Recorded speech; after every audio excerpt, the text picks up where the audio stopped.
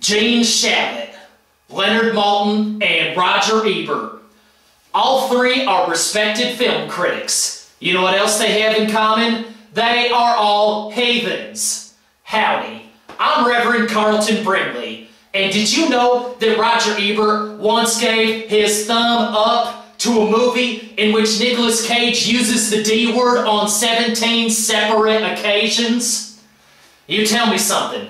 Do you want your film critics to tell you what movies you should see? Or do you want them to guide you by hand into a whorish pit of sin and evil?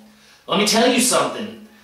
Did you know that if you take the name Roger Ebert and you add a couple A's and an S and a W and an N and an I and a C and you stick an H in there too, and then you take out a couple E's and a couple R's and a G and a B. Oh, don't forget about the B. It spells satanic whore. Is that a coincidence? I don't think so. Tune in to Channel 21, Tuesdays at 11:30 to get the real scoop and what's going on in movie land for Carlton's Family Values Movie Hour. Here's a preview of this week's show. Honey, I Shrunk the Kids is the story of a man who shrinks his own children. Now, I want all of you to think about that for a moment.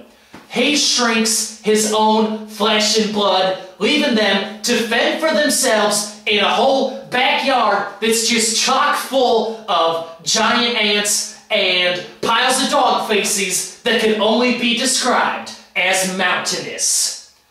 That's not a man at all. That's a monster in the form of a man. That's not a man whose story that I want to follow, and you shouldn't either.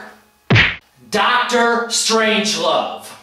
Now, let's take a minute to think about the title of that movie, Strange Love. Ask yourself, what kind of strange love is it that this doctor is interested in?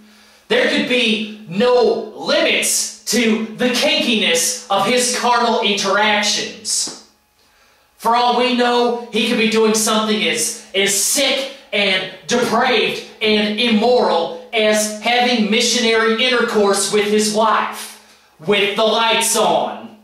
That is too disgusting and wrong for me to even comprehend. I don't know what he's up to, and quite frankly, I don't want to know. Now, never mind the fact that living, speaking toys are clearly the product of demonic possession. Let's talk about the fact that the toys silently watch adolescent boys when they're alone in their rooms. Ugh. Now, Disney can dress it up any way they want, but it's an inevitable fact that boys will do what they do when they're all alone. And those toys are just sitting there watching it. That's just downright creepy. That sheriff doll, Woody, is a lot more aptly named than we realized. And Buzz Lightyear? Oh, there's only one kind of rocket he's interested in, and it ain't the kind that goes to the moon. All those reviews and a special feature focusing on the career of a director whose name is too filthy for me to say out loud will be on next week's show. Join us, will ya?